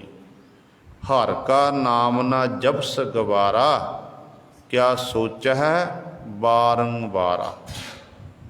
ਕਹਿੰਦੇ ਹੈ ਗਵਾਰ ਬੇਸਮ ਜੀਵ, ਤੂੰ ਹਰੀ ਦਾ ਨਾਮ ਨਹੀਂ ਜਪਦਾ, ਬਾਰ-ਬਾਰ ਕੀ ਸੋਚਦਾ ਹੈ। ਕਿਆ ਸੋਚਹਿ ਬਾਰੰਬਾਰਾ, ਅੰਧਿਆਰੇ ਦੀਪਕ ਚਹੀਐ, ਇੱਕ ਵਸਤ ਅਗੋਚਰ ਲਹੀਐ। ਜਿਹੜੀ ਸਾਡੇ ਅੰਦਰ ਪਰਮਾਤਮਾ ਨੇ ਨਾਮ ਦੀ ਵਸਤੂ ਰੱਖੀ ਹੋਈ ਹੈ, ਨਾਮ ਅੰਦਰ ਟਿਕਾਇਆ ਹੋਇਆ ਹੈ, ਪਰ ਉਹ ਨਾਮ ਸਾਨੂੰ ਦਿਖਾਈ ਨਹੀਂ ਦੇ ਰਿਹਾ। ਕਾਰਨ ਕੀ ਹੈ ਕਿ ਅੰਦਰ ਘੁੱਪ ਹਨੇਰਾ ਹੈ, ਅਗਿਆਨਤਾ ਦਾ ਹਨੇਰਾ ਹੈ। ਜਦੋਂ ਤੱਕ ਉੱਥੇ ਆਪਾਂ ਮਸ਼ਾਲ ਨਹੀਂ ਜਗਾਉਂਦੇ, ਲਾਈਟ ਨਹੀਂ ਜਗਾਉਂਦੇ, ਉਦੋਂ ਤੱਕ ਗੁਰੂ ਸਵਾਰਿਓ ਸਾਨੂੰ ਉਹ ਅੰਦਰ ਪਈ ਹੋਈ ਵਸਤੂ ਭਾਵ ਪਰਮਾਤਮਾ ਦਾ ਨਾਮ ਸਾਨੂੰ ਪ੍ਰਾਪਤ ਨਹੀਂ ਹੋ ਸਕਦਾ ਹੈ। ਅੰਧਿਆਰੇ ਦੀਪਕ ਚਹੀਐ, ਇੱਕ ਵਸਤ ਅਗੋਚਰ ਲਹੀਐ, ਵਸਤ ਅਗੋਚਰ ਪਾਈ, ਘਟ ਦੀਪਕ ਰਹਿਆ ਸਮਾਈ। ਜਦੋਂ ਘਟ ਹਿਰਦੇ ਦੇ ਅੰਦਰ ਕਹਿੰਦੇ ਗਿਆਨ ਦਾ ਦੀਵਾ ਜਾਗਿਆ, ਪ੍ਰਕਾਸ਼ ਹੋ ਗਿਆ, ਕਹਿੰਦੇ ਫਿਰ ਉਸ ਛੁਪੀ ਹੋਈ ਵਸਤੂ ਪਰ ਜਿਹੜਾ ਨਾਮ ਹੈ ਪਰਮਾਤਮਾ ਦਾ, ਉਹਨੂੰ ਕਹਿੰਦੇ ਅੰਦਰੋਂ ਹੀ ਪ੍ਰਾਪਤ ਕੀਤਾ, ਉਹ ਲੱਭਿਆ ਜਾ ਸਕਦਾ ਹੈ। ਪਰ ਗੱਲ ਕੀ ਹੈ, ਗਿਆਨ ਦਾ ਦੀਵਾ ਬਣਨਾ ਕਿਵੇਂ? ਗੁਰੂ ਪਾਸੋਂ ਬਣਨਾ ਹੈ। ਵਸਤ ਅਗੋਚਰ ਪਾਈ, ਘਟ ਦੀਪਕ ਰਹਿਆ ਸਮਾਈ। ਕਹਿ ਕਬੀਰ ਮਨ ਮਾਨਿਆ, ਮਨ ਮਾਨਿਆ ਤੋ ਹਰ ਜਾਣਿਆ। ਕਹਿੰਦੇ ਹੁਣ ਭਾਈ ਮੇਰਾ ਮਨ ਮੰਨ ਗਿਆ, ਜਦੋਂ ਮਨ ਮੰਨਿਆ ਤੇ ਮੈਂ ਹਰੀ ਨੂੰ ਜਾਣਨਾ ਕੀਤਾ। ਫਿਰ ਸਵਾਲ ਕਰਦਾ, ਕਹਿੰਦੇ ਕਬੀਰ ਸਾਹਿਬਾਨ ਜੀ, ਜਦੋਂ ਮਨ ਮੰਨ ਜਾਂਦਾ ਹੈ, ਦੁਨੀਆ ਦੇ ਵੱਲੋਂ ਜੀਵ ਉਪਰਾਮ ਹੁੰਦਾ ਹੈ, ਦੁਨੀਆ ਦੇ ਲੋਕ ਫਿਰ ਉਹਦੇ ਨਾਲ ਘੁਲਦੇ ਮਿਲਦੇ ਨਹੀਂ ਹਨ। ਦੁਨੀਆ ਦੇ ਲੋਕਾਂ ਨੂੰ ਉਸ ਜੀਵ ਦੀ ਬਣਦੀ ਨਹੀਂ ਹੈ, ਕਿਉਂ ਭਗਤਾਂ ਤੇ ਸੰਸਾਰੀਆਂ ਜੋੜ ਕਦੇ ਨਾ, ਗੁਰਬਾਣੀ ਦਾ ਫਰਮਾਨ ਹੈ। ਤੇ ਭਗਤ ਕਬੀਰ ਸਾਹਿਬਾਨ ਜੀ ਉੱਤਰ ਦਿੰਦੇ ਨੇ, ਕਹਿੰਦੇ ਕਹਿ ਕਬੀਰ ਮਨ ਮਾਨਿਆ, ਮਨ ਮਾਨਿਆ ਤੋ ਹਰ ਜਾਣਿਆ। ਮਨ ਮਾਨੇ ਲੋਗ ਨਾ ਪਤੀਜੈ, ਨਾ ਪਤੀਜੈ ਤੋ ਕਿਆ ਕੀਜੈ। ਮੇਰਾ ਮਨ ਪਰਮੇਸ਼ਰ ਦੇ ਚਰਨਾਂ ਵਿੱਚ, ਨਾਮ ਵਿੱਚ ਮੰਨ ਗਿਆ। ਕਹਿੰਦੇ ਲੋਕ ਖੁਸ਼ ਨਹੀਂ ਹੁੰਦੇ, ਲੋਕਾਂ ਤੋਂ ਮੈਂ ਕੀ ਲੈਣਾ, ਕਿ ਮੇਰਾ ਕੰਮ ਹੈ ਪਰਮਾਤਮਾ ਦੀ ਇਬਾਦਤ ਕਰਨੀ। ਸੰਸਾਰ ਵਿੱਚ ਵਿਚਰਦਿਆਂ ਜਿੱਥੇ ਸੰਸਾਰਕ ਸਾਂਝ ਆਪਣੇ ਕਾਰ ਵਿਹਾਰ ਰੱਖਣੀ ਹੈ ਤੇ ਪਰਮਾਰਥੀ ਸਾਂਝ ਜਿਹੜੀ ਹੈ ਉਹ ਪਰਿਪੂਰਨ ਪਰਮਾਤਮਾ ਦੇ ਨਾਮ ਨਾਲ ਰੱਖਣੀ ਹੈ। ਤੇ ਸਤਿਗੁਰੂ ਮਹਾਰਾਜ ਇੱਥੇ ਬਚਨ ਕਰਦੇ ਹਨ, ਕਹਿੰਦੇ ਜਿਨ੍ਹਾਂ ਦਾ ਫਿਰ ਮਨ ਮੇਲੇ ਗਿੱਸਾ, ਜਿਨ੍ਹਾਂ ਵਿੱਚ ਕਹਿੰਦੇ ਜਿਨ੍ਹਾਂ ਉੱਤੇ ਮਾਲਕ ਦੀ ਬਖਸ਼ਿਸ਼ ਹੁੰਦੀ ਹੈ, ਕਿਰਪਾ ਹੁੰਦੀ ਹੈ, ਉਹ ਫਿਰ ਇਸ ਨਾਮ ਰੂਪੀ ਵਸਤੂ ਨੂੰ ਆਪਣੇ ਅੰਦਰੋਂ ਹੀ ਲੱਭ ਲੈਂਦੇ ਹਨ। ਪਰ ਕਹਿੰਦੇ ਮਨਮੁੱਖ ਜੀਵ ਦੀ ਹਾਲਤ ਐਸੀ ਹੈ, ਕਾਇਆ ਵਿੱਚ ਸਰੀਰ ਵਿੱਚ ਕਹਿੰਦੇ ਨਾਮ ਦੀ ਵਸਤੂ, ਨਾਮ ਪਰਮਾਤਮਾ ਨੇ ਟਿਕਾ ਕੇ ਰੱਖਣਾ ਕੀਤਾ। ਉਸ ਨਾਮ ਦੀ ਕਹਿੰਦੇ ਕੀਮਤ ਇਹ ਜੀਵ ਪ੍ਰਾਪਤ ਨਹੀਂ ਕਰ ਸਕਿਆ। ਗੁਰਮੁਖ ਆਪੇ ਦੇ ਵਡਿਆਈ, ਜਿਹੜੇ ਗੁਰਮੁਖ ਜਨ ਹਨ, ਗੁਰੂ ਦੇ ਸਨਮੁਖ ਰਹਿਣ ਵਾਲੇ ਹਨ, ਉਹਨਾਂ ਨੂੰ ਆਪ ਹੀ ਮਾਲਕ ਵਾਹਿਗੁਰੂ ਇਹ ਵਡਿਆਈ ਦਿੰਦਾ ਹੈ ਕਿ ਉਹ ਗੁਰੂ ਵਾਲੇ ਬਣ ਕੇ ਗੁਰੂ ਦੇ ਸਨਮੁਖ ਹੋ ਕੇ ਆਪਣੇ ਅੰਦਰੋਂ ਨਾਮ ਰੂਪੀ ਵਸਤੂ ਨੂੰ ਲੱਭ ਲੈਂਦੇ ਹਨ। ਜਿਸ ਦਾ ਹੱਟ ਸੋਈ ਵਥ ਜਾਣੈ, ਗੁਰਮੁਖ ਦੇ ਨਾ ਪਛੁਤਾਏਂਦਾ। ਹੁਣ ਸਤਿਗੁਰੂ ਮਹਾਰਾਜ ਦੇ ਚਰਨਾਂ 'ਚ ਅਗਲਾ ਸਵਾਲ ਕਰਤਾ। ਕਹਿਣ ਲੱਗੇ ਪਾਤਸ਼ਾਹ ਫਿਰ ਇਸ ਨਾਮ ਦੇ ਬਾਬਤ ਕੋਈ ਕਿਵੇਂ ਜਾਣ ਸਕਦਾ ਹੈ? ਜੀਵਾਂ ਦੇ ਤਾਂ ਬਸ ਦੀ ਗੱਲ ਨਹੀਂ ਹੈ। ਸਾਰਾ ਜਿਹੜਾ ਗਿਆਨ ਹੈ ਕਿਹਨੂੰ ਹੋ ਸਕਦਾ ਹੈ? ਤੇ ਪਾਤਸ਼ਾਹ ਕਹਿੰਦੇ ਜਿਹਦੀ ਭਾਈ ਇਹ ਹੱਟੀ ਹੈ, ਜਿਹਦੀ ਦੁਕਾਨ ਹੈ ਨਾ, ਦੁਕਾਨ ਦੇ ਮਾਲਕ ਨੂੰ ਪਤਾ ਹੈ ਕਿ ਮੇਰੇ ਦੁਕਾਨ ਵਿੱਚ ਕਿਹੜਾ ਕਿਹੜਾ ਸਾਜੋ ਸਮਾਨ ਪਿਆ ਹੋਇਆ ਹੈ। ਗਾਹਕ ਨੂੰ ਨਹੀਂ ਪਤਾ ਲੱਗੇਗਾ। ਗਾਹਕ ਚੱਲ ਕੇ ਆਵੇਗਾ, ਉਹ ਸੌਦਾ ਮੰਗੇਗਾ ਕਿ ਮੈਨੂੰ ਫਲਾਣੀ ਚੀਜ਼ ਦੇਣਾ ਕਰੋ, ਮੈਨੂੰ ਖੰਡ ਦਿਓ, ਪੱਤੀ ਦਿਓ, ਮੈਨੂੰ ਆਹ ਦੇਣਾ ਕਰੋ, ਆਹ ਦੇਣਾ ਕਰੋ। ਤੇ ਹੁਣ ਉਹ ਦੁਕਾਨ ਦੇ ਮਾਲਕ ਨੂੰ ਪਤਾ, ਜਿਹੜਾ ਉਸ ਦੁਕਾਨ 'ਤੇ ਸਾਰਾ ਦਿਨ ਬਹਿੰਦਾ ਤੇ ਆਉਂਦੇ ਜਾਂਦੇ ਗਾਹਕਾਂ ਨੂੰ ਸੌਦਾ ਤੋਲ ਕੇ ਦਿੰਦਾ ਏ, ਉਹਨੂੰ ਪਤਾ ਕਿ ਮੇਰੀ ਦੁਕਾਨ ਵਿੱਚ ਕਿਹੜਾ ਕਿਹੜਾ ਸਾਜੋ ਸਨ, ਕਿੱਥੇ ਕਿੱਥੇ ਪਿਆ ਹੋਇਆ, ਕਿਹੜੀ ਕਿਹੜੀ ਥਾਂ 'ਤੇ ਪਿਆ ਹੋਇਆ। ਉਹਨੂੰ ਟਿਕਾਣੇ ਦਾ ਪਤਾ, ਥਾਂ ਦਾ ਪਤਾ ਹੈ। ਇਸੇ ਤਰ੍ਹਾਂ ਗੁਰੂ ਸਵਾਰਿਓ, ਜਿਹੜਾ ਸਾਡਾ ਸਰੀਰ ਰੂਪੀ ਹੱਟ ਹੈ ਨਾ, ਅੰਤःਕਰਨ, ਇਹ ਪਰਮੇਸ਼ਰ ਦਾ ਬਣਾਇਆ ਹੋਇਆ, ਵਾਹਿਗੁਰੂ ਦਾ ਬਣਾਇਆ ਹੋਇਆ। ਤੇ ਵਾਹਿਗੁਰੂ ਨੂੰ ਪਤਾ ਇਸ ਹੱਟੀ ਵਿੱਚ ਨਾਮ ਰੂਪੀ ਬੱਤ ਕਿੱਥੇ ਪਈ ਹੋਈ ਹੈ। ਉਹੀ ਜਾਣਦਾ, ਉਹ ਜਾਣਦਾ ਹੈ। ਤੇ ਜਿਹੜੇ ਫਿਰ ਗੁਰੂ ਦੇ ਸਨਮੁਖ ਹੁੰਦੇ ਹਨ, ਉਹ ਗੁਰੂ ਦੀ ਸਿੱਖਿਆ ਅਨੁਸਾਰ ਆਪਣੇ ਜੀਵਨ ਨੂੰ ਬਤੀਤ ਕਰਦੇ ਹਨ। ਤੇ ਜਦੋਂ ਗੁਰੂ ਦੀ ਸਿੱਖਿਆ ਅਨੁਸਾਰ ਚੱਲਦੇ ਹਨ ਤੇ ਗੁਰਮੁਖ ਜਨਾਂ ਨੂੰ ਫਿਰ ਨਾਮ ਰੂਪੀ ਬੱਤ ਵਸਤੂ ਪਰਮਾਤਮਾ ਦਿੰਦਾ ਹੈ। ਤੇ ਦੇ ਕੇ ਪਛਤਾਪ ਨਹੀਂ ਕਰਦਾ, ਪਛਤਾਉਂਦਾ ਨਹੀਂ ਹੈ, ਉਹ ਦੇਈ ਜਾ ਰਿਹਾ ਹੈ। ਸਵਾਲ ਕਰਤਾ ਪਾਤਸ਼ਾਹ ਜੀ ਨੂੰ, ਕਿਉਂਕਿ ਜੇ ਆਮ ਤੌਰ 'ਤੇ ਪਹਿਲਾਂ ਵੀ ਦਾਸ ਨੇ ਬੇਨਤੀ ਕੀਤੀ ਹੈ ਆਰੰਭਤਾ ਵਿੱਚ ਕਿ ਮਨੁੱਖ ਦੇ ਭੰਡਾਰੇ ਭਰੇ ਹੋਣ, ਮਨੁੱਖ ਵੰਡਦਾ ਜਾਵੇ ਤੇ ਇੱਕ ਦਿਨ ਮੁੱਕ ਜਾਂਦੇ ਨੇ ਤੇ ਵੰਡਣ ਵਾਲੀ ਚਿੰਤਾ ਲੱਗ ਜਾਂਦੀ ਹੈ ਕਿ ਮੇਰਾ ਭੰਡਾਰਾ ਮੈਂ ਇੰਨਾ ਵੰਡ ਦਿੱਤਾ, ਮੇਰਾ ਸਭ ਕੁਝ ਖਤਮ ਹੋ ਗਿਆ। ਪਰ ਪਰਮਾਤਮਾ ਅਚਿੰਤ ਹੈ, ਉਹ ਵੰਡੀ ਜਾ ਰਿਹਾ। ਇਹੀ ਸਵਾਲ ਗੁਰੂ ਅਮਰਦਾਸ ਪਾਤਸ਼ਾਹ ਮਹਾਰਾਜ ਨੂੰ ਗੋਇੰਦਵਾਲ ਸਾਹਿਬ ਦੀ ਧਰਤੀ 'ਤੇ ਗੁਰਸਿੱਖਾਂ ਨੇ ਕੀਤਾ ਸੀ। ਜਦੋਂ ਸਤਿਗੁਰੂ ਮਹਾਰਾਜ ਦੀ ਹਜ਼ੂਰੀ ਦੇ ਵਿੱਚ ਸੰਗਤਾਂ ਚੱਲ ਕੇ ਆਉਂਦੀਆਂ ਨੇ, ਸਤਿਗੁਰੂ ਸਿੱਖ ਸੰਗਤਾਂ ਰਿੱਧੀਆਂ ਸਿੱਧੀਆਂ ਇਤਿਆਦਿਕ ਬਖਸ਼ਿਸ਼ ਕਰ ਰਹੇ ਨੇ। ਕੋਈ ਦੁੱਧ ਮੰਗਦਾ, ਕੋਈ ਪੁੱਤ ਮੰਗਦਾ, ਕੋਈ ਕਾਰੋਬਾਰ ਮੰਗਦਾ, ਕੁਝ ਮੰਗਦਾ, ਕੁਝ ਮੰਗਦਾ। ਜੋ ਜੋ ਗੁਰੂ ਸਾਹਿਬਾਨ ਪਾਸੋਂ ਕੋਈ ਆ ਕੇ ਮੰਗ ਰਿਹਾ ਤੇ ਸਤਿਗੁਰੂ ਝੋਲੀਆਂ ਭਰੀ ਜਾ ਰਹੇ ਨੇ। ਕੋਈ ਖਾਲੀ ਨਹੀਂ ਜਾਂਦਾ ਗੁਰੂ ਨਾਨਕ ਦੇ ਘਰ ਤੋਂ, ਉਹ ਕੋਈ ਖਾਲੀ ਨਹੀਂ ਜਾਂਦਾ। ਲੋੜ ਹੈ ਸ਼ਰਧਾ ਭਾਵਨਾ ਦੀ, ਮਨ ਵਿੱਚ ਭਾਵਨਾ ਹੋਵੇ, ਸ਼ਰਧਾ ਹੋਵੇ, ਗੁਰੂ ਨਾਨਕ ਦੇ ਘਰ ਤੋਂ ਸਾਨੂੰ ਸਭ ਕੁਝ ਪ੍ਰਾਪਤ ਹੋ ਸਕਦਾ ਹੈ। ਜੇ ਭਾਵਨਾ ਤੋਂ ਆਪਾਂ ਹੀਣੇ ਆ, ਫਿਰ ਜਿੰਨੀਆਂ ਮਰਜ਼ੀ ਆਪਾਂ ਅਰਦਾਸਾਂ ਬੇਨਤੀਆਂ ਕਰੀ ਜਾਈਏ, ਪਰ ਫਿਰ ਗੁਰੂ ਸਵਾਰੇ ਸਾਨੂੰ ਉਦਾਤ ਪ੍ਰਾਪਤ ਨਹੀਂ। ਅੰਦਰ ਸਤਿਗੁਰ ਦੇ ਚਰਨਾਂ 'ਚ ਬੇਨਤੀ ਕਰੀਏ ਕਿ ਪਾਤਸ਼ਾਹ ਜੀ ਬਖਸ਼ਿਸ਼ ਕਰੋ, ਰਹਿਮਤ ਕਰੋ। ਜਿਵੇਂ ਆਪ ਜੀ ਸਾਡੇ ਪਾਸੋਂ ਅਰਦਾਸਾਂ ਬੇਨਤੀਆਂ ਆਪਣੇ ਦਰ ਦੀਆਂ ਹਾਜ਼ਰੀਆਂ ਭਰਾ ਰਹੇ ਹੋ, ਤੇ ਪਾਤਸ਼ਾਹ ਜੀ ਕਿਰਪਾ ਕਰੋ ਸਾਡੇ ਅੰਦਰ ਸ਼ਰਧਾ ਭਾਵਨਾ ਵੀ ਪੈਦਾ ਕਰੋ।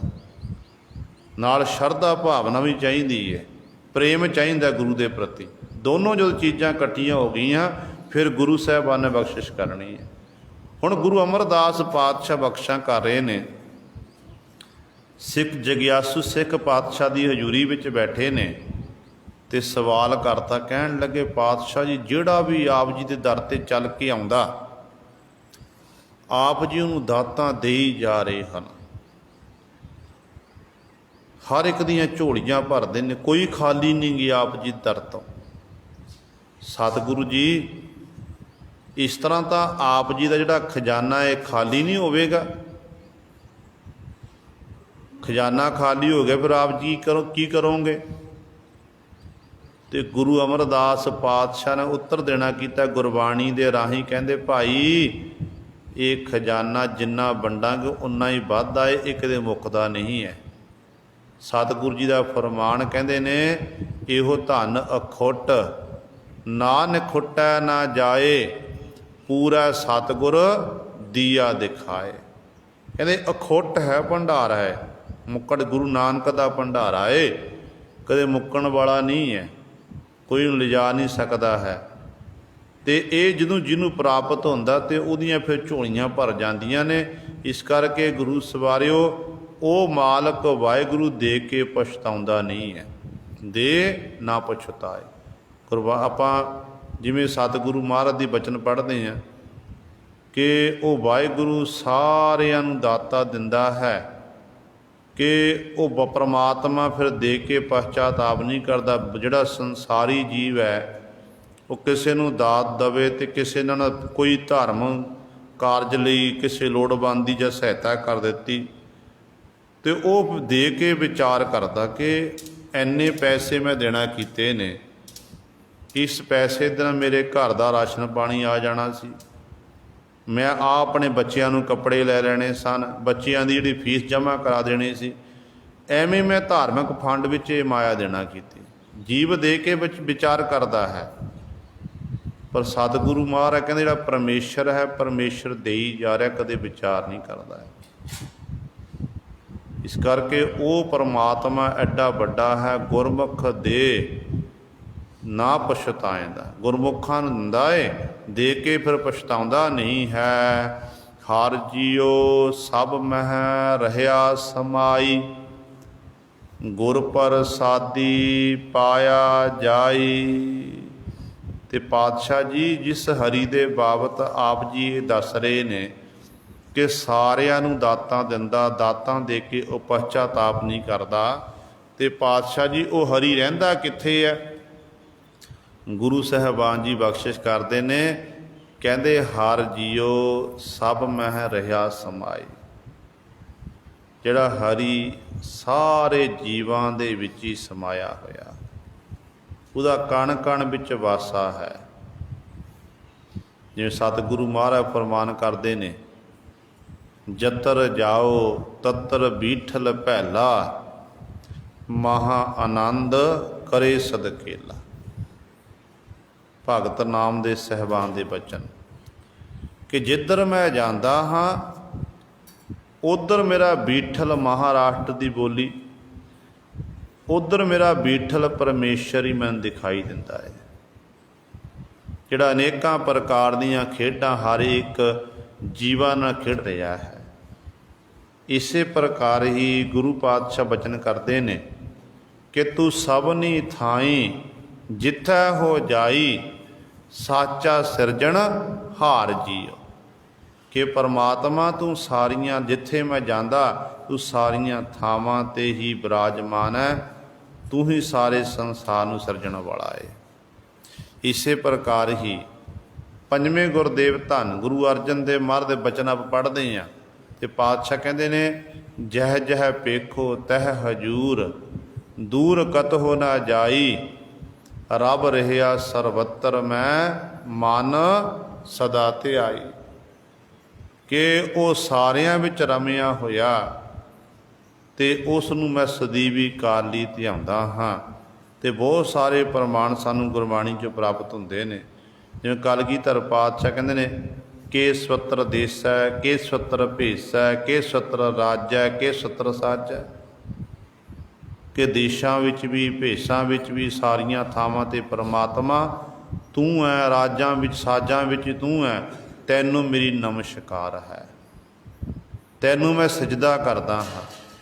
ਅਤੇ ਗੁਰੂ ਸਵਾਰਿਓ, ਕਹਿਣ ਦਾ ਭਾਵ ਹੈ ਕਿ ਜਲਸ ਤੂੰ ਹੀ, ਥਲਸ ਤੂੰ ਹੀ, ਸਾਰੀਆਂ ਥਾਵਾਂ 'ਤੇ ਉਹ ਪਰਿਪੂਰਨ ਪਰਮਾਤਮਾ ਵਾਹਿਗੁਰੂ ਦਾ ਵਾਸਾ ਹੈ। ਪਰ ਹੈ ਸਾਰੀਆਂ ਥਾਵਾਂ 'ਤੇ ਪਰਮਾਤਮਾ ਕਣ ਕਣ 'ਚ ਰਮਿਆ ਹੋਇਆ, ਅਤੇ ਜੀਵ ਗੁਰੂ ਸਵਾਰੇ ਉਸ ਮਾਲਕ ਨੂੰ ਥਾਵਾਂ ਥਾਵਾਂ 'ਤੇ ਜਾ ਕੇ ਲੱਭਦਾ ਫਿਰਦਾ। ਤੇਰੇ ਉਹ ਮੇਰੇ ਅੰਦਰ ਵੀ ਹੈ, ਤੁਹਾਡੇ ਅੰਦਰ ਵੀ ਹੈ, ਪਰ ਸਾਡੇ ਕੋਲ ਦੇਖਣ ਵਾਲੀ ਅੱਖ ਨਹੀਂ ਹੈ। ਉਹ ਦੇਖਣ ਵਾਲੀ ਅੱਖ ਪ੍ਰਾਪਤ ਹੋਈ ਭਗਤ ਸਤਿਗੁਰੂ ਮਹਾਰਾਜ ਦੇ ਭਗਤ ਸਾਹਿਬਾਨਾਂ ਨੂੰ, ਗੁਰਸਿੱਖਾਂ ਨੂੰ। ਭਾਈ ਸਾਹਿਬ ਭਾਈ ਨੰਦ ਲਾਲ ਜੀ, ਜਿਨ੍ਹਾਂ ਨੇ ਆਪਣੀ ਪਾਰਖੂ ਅੱਖ ਦੇ ਨਾਲ ਗੁਰੂ ਕਲਗੀਧਰ ਪਾਤਸ਼ਾਹ ਮਹਾਰਾਜ ਨੂੰ ਸਾਰੀਆਂ ਥਾਵਾਂ 'ਤੇ ਦੇਖਣਾ ਕੀਤਾ, ਸਾਰੀਆਂ ਥਾਵਾਂ 'ਤੇ ਹਾਜ਼ਰ ਨਾਜ਼ਰ ਪਾਤਸ਼ਾਹ ਨੂੰ ਜਾਣਨਾ ਕੀਤਾ। ਅਤੇ ਭਾਈ ਨੰਦ ਲਾਲ ਜੀ ਤੋਂ ਰਿਹਾ ਨਹੀਂ ਗਿਆ। ਸਤਿਗੁਰੂ ਕਲਗੀਧਰ ਪਾਤਸ਼ਾਹ ਮਹਾਰਾਜ ਦੇ ਸਨਮੁਖ ਹੋ ਕੇ ਭਾਈ ਨੰਦ ਲਾਲ ਜੀ ਆਖਣ ਲੱਗੇ, ਕਹਿੰਦੇ ਰੂਹ ਦਰ ਹਰ ਜਿਸਮ ਗੁਰੂ ਗੋਬਿੰਦ ਸਿੰਘ, ਨੂਰ ਦਰ ਹਰ ਚਸ਼ਮ ਗੁਰੂ ਗੋਬਿੰਦ ਸਿੰਘ। ਹਰ ਰੂਹ ਦੇ ਵਿੱਚ, ਹਰ ਜਿਸਮ ਦੇ ਵਿੱਚ ਮੈਨੂੰ ਗੁਰੂ ਗੋਬਿੰਦ ਸਿੰਘ ਮਹਾਰਾਜ ਦਿਖਾਈ ਦਿੰਦਾ ਹੈ। ਜਿੰਨਾ ਵੀ ਕੁੱਲ ਦੁਨੀਆ ਦਾ ਨੂਰ ਹੈ, ਜਿੰਨੇ ਵੀ ਚਸ਼ਮੇ ਹਨ, ਹਰ ਇੱਕ ਚਸ਼ਮੇ ਦੇ ਵਿੱਚ ਭਾਈ ਨੰਦ ਲਾਲ ਜੀ ਕਹਿੰਦੇ ਨੇ ਮੈਨੂੰ ਗੁਰੂ ਗੋਬਿੰਦ ਸਿੰਘ ਮਹਾਰਾਜ ਦੇ ਦੀਦਾਰ ਹੁੰਦੇ ਨੇ। ਗੁਰੂ ਗੋਬਿੰਦ ਸਿੰਘ ਮਹਾਰਾਜ ਤੋਂ ਬਿਨਾਂ ਮੈਨੂੰ ਹੋਰ ਕੁਝ ਨਹੀਂ ਦਿਖਦਾ ਹੈ। ਇਹ ਹੈ ਗੁਰੂ ਸਵਾਰੇ ਅਵਸਥਾ, ਜਿਨ੍ਹਾਂ ਉੱਤੇ ਫਿਰ ਮਾਲਕ ਦੀ ਕਿਰਪਾ ਹੁੰਦੀ ਹੈ, ਰਹਿਮਤ ਹੁੰਦੀ ਹੈ ਨਾ। ਉਹ ਵਾਹਿਗੁਰੂ ਨੂੰ ਸਾਰੀਆਂ ਥਾਵਾਂ 'ਤੇ ਰਮਿਆ ਹੋਇਆ ਦੇਖ ਲੈਂਦੇ ਨੇ। ਅਤੇ ਗੁਰੂ ਪਾਤਸ਼ਾਹ ਉਹੀ ਬਚਨ ਕਰਦੇ ਨੇ, ਕਹਿੰਦੇ ਹਰ ਜੀਓ ਸਭ ਮਹਿ ਰਹਿਆ ਸਮਾਈ। ਕਹਿੰਦਾ ਹਰੀ ਜਿਹੜਾ ਜੀਵਾਂ ਉੱਤੇ ਬਖਸ਼ਿਸ਼ ਕਰਨ ਵਾਲਾ ਹੈ, ਉਹ ਕਿੱਥੇ ਰਹਿੰਦਾ ਹੈ? ਸਾਰੀਆਂ ਵਿੱਚ ਹੀ ਸਮਾਇਆ ਹੋਇਆ ਹੈ। ਅਤੇ ਐਸੇ ਹਰੀ ਨੂੰ ਫਿਰ ਕਿਵੇਂ ਪ੍ਰਾਪਤ ਕੀਤਾ ਜਾ ਸਕਦਾ? ਗੁਰ ਪ੍ਰਸਾਦੀ ਪਾਇਆ ਜਾਏ। ਗੁਰੂ ਦੀ ਪ੍ਰਸਾਦ ਕਿਰਪਾ ਦੇ ਰਾਹੀਂ ਹੀ ਐਸੇ ਹਰੀ ਮਾਲਕ ਵਾਹਿਗੁਰੂ ਨੂੰ ਪਾਇਆ ਜਾ ਸਕਦਾ ਹੈ। ਆਪੇ ਮੇਲ ਮਿਲਾਏ ਆਪੇ, ਸ਼ਬਦੇ ਸਹਿਜ ਸਮਾਏ ਦਾ।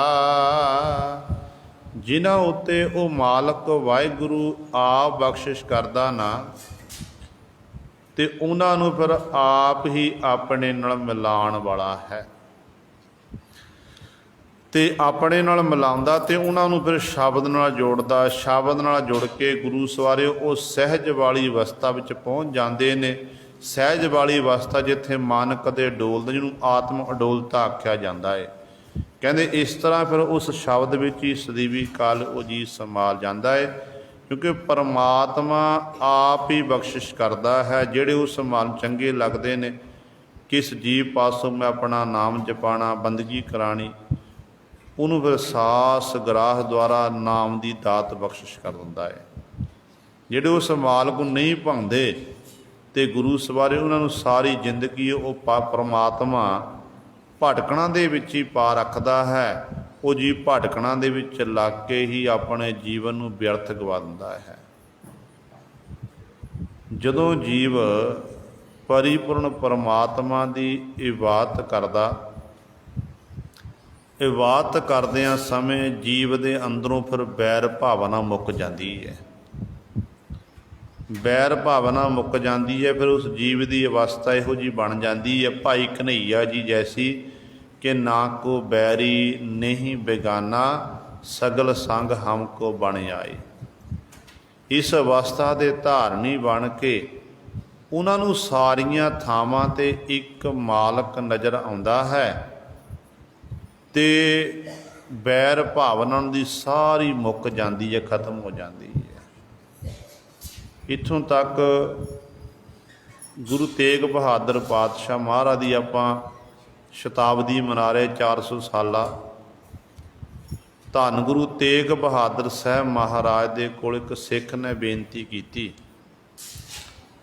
ਕਿ ਪਾਤਸ਼ਾਹ ਮੈਂ ਬੜਾ ਦੁਖੀ ਹਾਂ।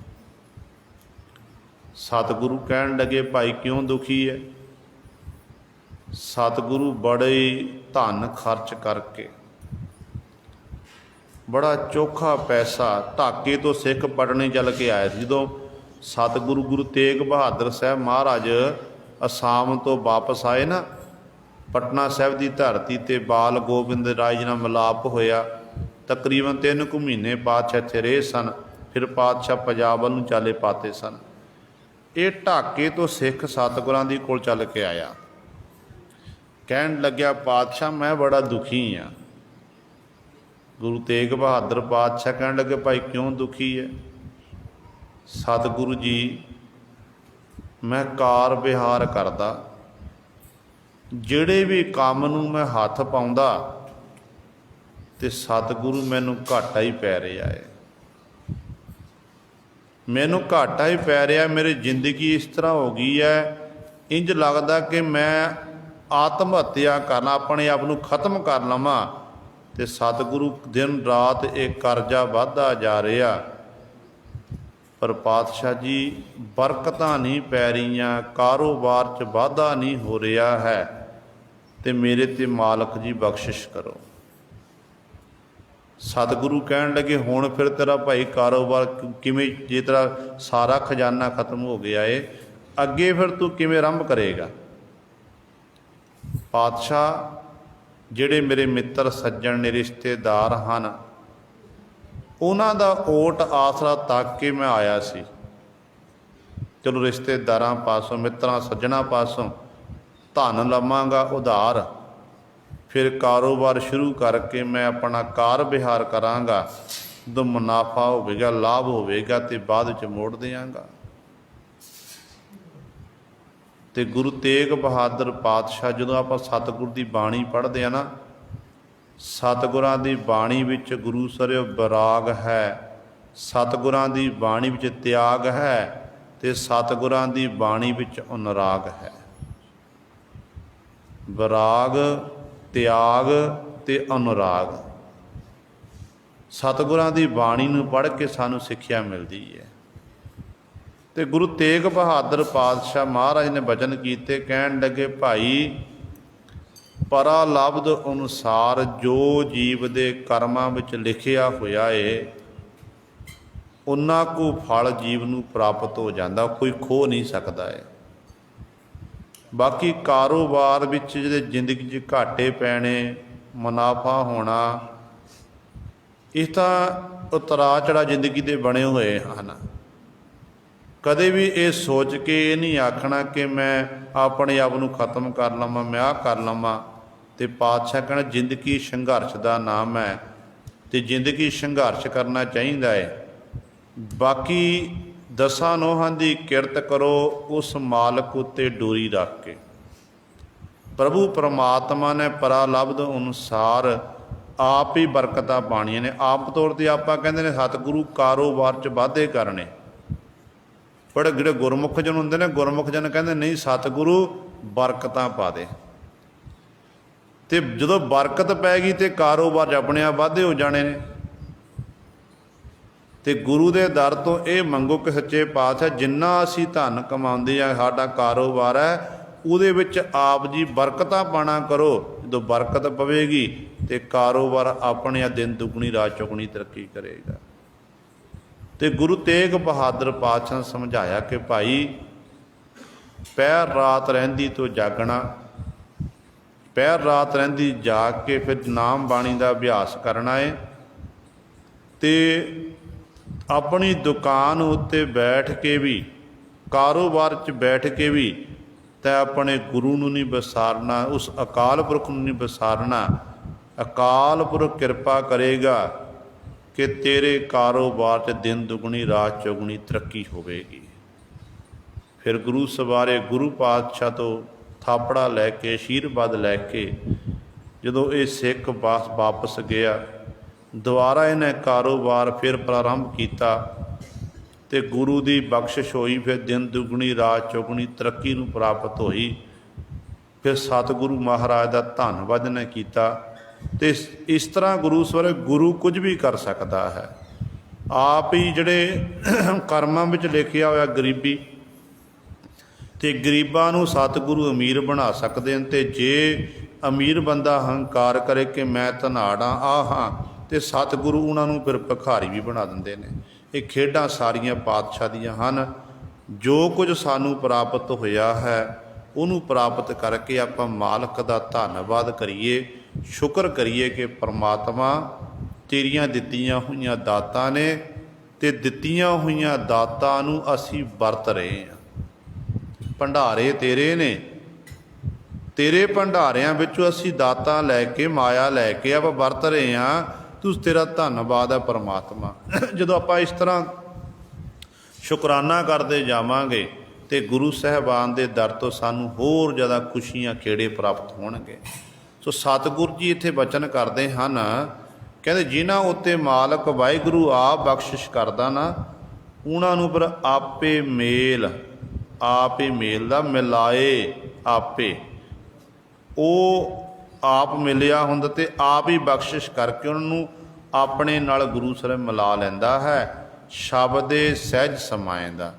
ਜਿਹੜੇ ਮਾਲਕ ਨੂੰ ਚੰਗੇ ਲੱਗਦੇ ਨੇ ਕਿ ਇਹਨੂੰ ਆਪਣੇ ਨਾਲ ਮਿਲਣਾ ਹੈ, ਉਹਨਾਂ ਨੂੰ ਮਿਲਣ ਦੇ ਲਈ ਸਭ ਤੋਂ ਪਹਿਲਾਂ ਉਹ ਗੁਰੂ ਨਾਲ ਮਿਲਾਉਂਦਾ। ਮਿਲਾਏ ਆਪੇ, ਗੁਰੂ ਨਾਲ ਮਿਲਾ ਦਿੱਤਾ। ਤੇ ਗੁਰੂ ਕੀ ਕਰਦਾ ਫਿਰ? ਗੁਰੂ ਕਹਿੰਦਾ ਸਿੱਖਾ ਸ਼ਬਦ ਦਾ ਅਭਿਆਸ ਕਰ, ਸ਼ਬਦ ਅਨੁਸਾਰ ਆਪਣੇ ਜੀਵਨ ਨੂੰ ਬਤੀਤ ਕਰ। ਫਿਰ ਜਿਉਂ-ਜਿਉਂ ਗੁਰੂ ਸਾਹਿਬ ਸਿੱਖ ਸ਼ਬਦ ਨਾਲ ਜੁੜਦਾ, ਅਭਿਆਸ ਕਰਦਾ, ਫਿਰ ਸਹਿਜ ਵਾਲੀ ਅਵਸਥਾ ਵਿੱਚ ਉਹ ਜਿਹੜਾ ਪਿਆਰਾ ਹੈ, ਜਗਿਆਸੂ ਹੈ, ਉਹ ਸਮਾਏ ਦਾ ਸਮਾ ਜਾਂਦਾ ਹੈ। ਆਪੇ ਸੱਚਾ ਸ਼ਬਦ ਮਿਲਾਏ, ਸ਼ਬਦੇ ਵਿੱਚ ਹੋ ਭਰਮ ਚੁਕਾਏ। ਗੁਰੂ ਪਾਤਸ਼ਾਹ ਜੀ ਬਖਸ਼ਿਸ਼ ਕਰਦੇ ਹਨ, ਕਹਿੰਦੇ ਆਪੇ ਸੱਚਾ, ਆਪ ਵਾਹਿਗੁਰੂ ਸੱਚਾ ਹੈ, ਪਰਮੇਸ਼ਰ ਹੈ। ਉਹ ਆਪ ਹੀ ਬਖਸ਼ਿਸ਼ ਕਰਕੇ ਸ਼ਬਦ ਮਿਲਾਏ, ਜੀਵ ਨੂੰ ਸ਼ਬਦ ਨਾਲ ਮਿਲਾ ਦਿੰਦਾ ਹੈ। ਤੇ ਸ਼ਬਦ ਨਾਲ ਜੋੜ ਕੇ ਸ਼ਬਦ ਦੇ ਵਿੱਚ ਹੋ ਭਰਮ ਚੁਕਾਏ। ਜਿਹੜਾ ਜੀਵ ਦੇ ਅੰਦਰ 5 ਪ੍ਰਕਾਰ ਦਾ ਭਰਮ ਪਿਆ ਹੋਇਆ ਨਾ, ਉਸ ਭਰਮ ਨੂੰ ਮਾਲਕ ਜੀ ਕਿਰਪਾ ਕਰਕੇ ਚੁਕਾ ਦਿੰਦੇ ਹਨ, ਖਤਮ ਕਰ ਦਿੰਦੇ ਹਨ। ਨਾਨਕ ਨਾਮ ਮਿਲੈ ਵਡਿਆਈ, ਨਾਮੇ ਹੀ ਸੁਖ ਪਾਏਂਦਾ। ਨਾਨਕ ਗੁਰੂ ਜੀ ਉਚਾਰਨ ਕਰਦੇ ਹਨ, ਕਹਿੰਦੇ ਭਾਈ ਨਾਮ ਜਪ ਕੇ ਜਦੋਂ ਨਾਮ ਮਿਲਦਾ ਹੈ, ਨਾਮ ਨੂੰ ਪ੍ਰਾਪਤ ਕਰਕੇ ਹੀ ਵਡਿਆਈ, ਫਿਰ ਮਾਣ ਸਨਮਾਨ ਪ੍ਰਾਪਤ ਹੁੰਦਾ ਹੈ। ਇਸ ਕਰਕੇ ਨਾਮੇ ਹੀ ਸੁਖ ਪਾਏਂਦਾ, ਨਾਮ ਜਪ ਕੇ ਹੀ ਕਹਿੰਦੇ ਜੀਵ ਤੈਨੂੰ ਜ਼ਿੰਦਗੀ ਦਾ ਸੁੱਖ ਪ੍ਰਾਪਤ ਹੋ ਸਕਦਾ ਹੈ। ਜਿਹੜਾ ਸਾਨੂੰ ਸੁੱਖ ਮਿਲਿਆ ਏ, ਇਹ ਨਾਮ ਜਪ ਕੇ ਅਸੀਂ ਪ੍ਰਾਪਤ ਕੀਤਾ ਹੈ।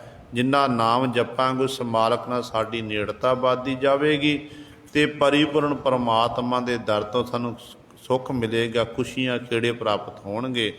ਨਾਮ ਜਪ ਕੇ ਸਭ ਕੁਝ ਮਿਲਣ ਵਾਲਾ ਹੈ। ਇਹ ਗੁਰੂ ਸਵਾਰੇ ਸਤਿਗੁਰੂ ਮਹਾਰਾਜ ਨੇ ਸਾਡੇ ਉੱਤੇ ਬਖਸ਼ਿਸ਼ ਕੀਤੀ ਹੈ। ਪਾਵਨ ਸ਼ਬਦ ਦੀ ਸਮਾਪਤੀ ਹੋਈ ਹੈ।